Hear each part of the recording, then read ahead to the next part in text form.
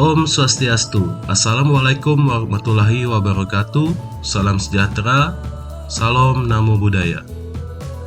Kali ini saya Iwayan Ardi Marta Eka Yasa, calon guru penggerak angkatan 7 dari SMA Negeri 1 Tahap Lembongan, akan menyampaikan koneksi antar materi, refleksi, dan kesimpulan pemikiran Ki Hajar Dewantara. Sebelum mempelajari konsep pemikiran Ki Hajar Dewantara, dalam kegiatan pembelajaran saya di kelas, saya hanya berfokus pada pemberian materi guna menuntaskan target pada semester berjalan dan menuntut peserta didik untuk mendapatkan nilai yang mencapai KKM. Saya juga terkadang masih menggunakan pembelajaran yang kurang berorientasi kepada anak. Kegiatan refleksi terkait pembelajaran yang sudah berjalan jarang saya lakukan karena hanya berfokus pada nilai anak, dan bila nilai rendah saya adakan remedial yang instrumennya masih sama dengan soal sebelumnya, di mana ini tidak memperhatikan kemampuan anak dan perasaan yang timbul pada peserta didik.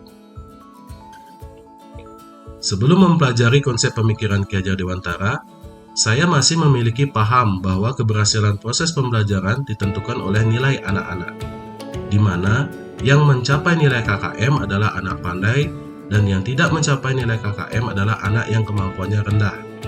Saya tidak melihat proses belajar siswa sehingga membuat siswa tidak nyaman dan rasa percaya diri mereka rendah. Sebelum mempelajari konsep pemikiran Ki Hajar Dewantara, saya masih belum mampu mengelola emosional saya secara baik untuk mengelola kelas. Terkadang saya marah dan menggunakan hukuman yang kurang mendidik atas kekeliruan yang peserta didik lakukan. Hal ini memberi jarak atas kedekatan saya dengan siswa, yang pada akhirnya penanaman nilai-nilai karakter kurang berjalan optimal. Setelah saya mempelajari tentang pemikiran Ki Hajar Dewantara tentang pendidikan, saya dapat menggarisbawahi bahwa terdapat 3 garis besar pendidikan yang dipaparkan oleh Ki Hajar Dewantara. Yang pertama, pendidikan memerdekakan. Yang kedua, pendidikan menuntun. Dan yang ketiga, pendidikan menyesuaikan kodrat alam dan kodrat zaman. Ketiga garis besar inilah yang akan saya bahas satu persatu. Setelah mempelajari konsep pemikiran Ki Hajar Dewantara, saya dapat memahami bahwa pendidikan sifatnya memerdekakan. Pendidikan yang memerdekakan adalah suatu proses pendidikan yang meletakkan unsur kebebasan peserta didik untuk mengatur dirinya sendiri, bertumbuh, serta berkembang menurut kodratnya secara lahiriah dan batiniah. Hal ini dapat diwujudkan oleh guru dengan merancang proses pembelajaran yang membuat siswa belajar tanpa tekanan dan memperhatikan keunikan, karakteristik, gaya belajar, dan kemampuan anak yang beragam. Strategi yang saya lakukan adalah mengetahui karakteristik siswa, kesulitan belajar, pembelajaran yang mereka inginkan, dan tingkat perkembangan siswa dalam belajar, dan penggunaan model dan pendekatan yang menyesuaikan dengan tujuan pembelajaran sehingga siswa aktif dan antusias dalam kegiatan pembelajaran. Saya dapat menyadari bahwa sejatinya proses pendidikan itu adalah menuntun peserta didik untuk mencapai tujuan pendidikannya. Sebagai pendidik, kita tidak dapat memaksakan kehendak apa yang kita mau kepada siswa. Tugas kita hanya menuntun mereka dalam belajar dan mengembangkan potensi yang ada pada peserta didik.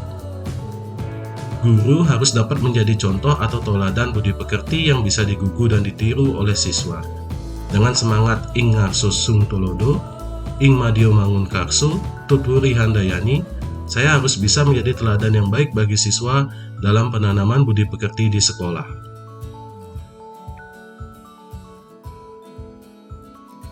Setelah mempelajari konsep pemikiran Ki Hajar Dewantara, saya semakin paham dan sadar bahwa setiap anak memiliki keunikannya masing-masing. Mereka memiliki karakteristik, minat, bakat, dan kemampuan yang berbeda-beda. Mereka juga hidup sesuai dengan zamannya. Inilah tugas saya sebagai guru untuk mengakomodir segala keberagaman tersebut dan menuntun dengan sabar peserta didik untuk mencapai tujuan pendidikannya sesuai dengan tuntutan zamannya. Penerapan untuk mewujudkan pemikiran Ki Hajar Dewantara. Yang pertama, menjadi teladan bagi siswa untuk layak digugu dan ditiru. Yang kedua, melakukan pembiasaan pendidikan karakter secara berkelanjutan.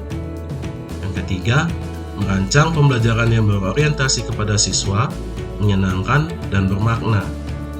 Yang keempat, memfasilitasi siswa dalam pengembangan dirinya. Yang kelima, melakukan pendekatan emosional dengan siswa untuk memahami kondisi peserta didik dan memberikan motivasi. Demikianlah yang dapat saya sampaikan. Pada akhirnya, saya mengajak pada Bapak Ibu guru hebat semuanya, mari bergerak bersama dengan penuh kesabaran untuk melakukan perubahan di sekolah kita. Terima kasih. Om Santi Santi Santi Om. Wassalamualaikum warahmatullahi wabarakatuh. Salam sejahtera, salam namo buddhaya. Salam sehat dan bahagia.